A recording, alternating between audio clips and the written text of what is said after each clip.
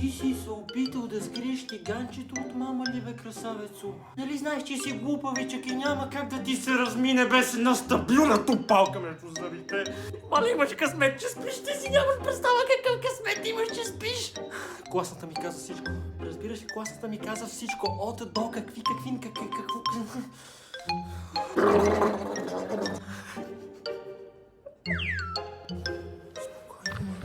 Спинкай спокойно, и утре е ден. Обаче може и за тебе да няма утре. Нямам търпение да се събудиш утре сутринта и да си поговориме с тебе насаме като майка и като син, разбираш ли? Всичко ще бъде наред, нали така?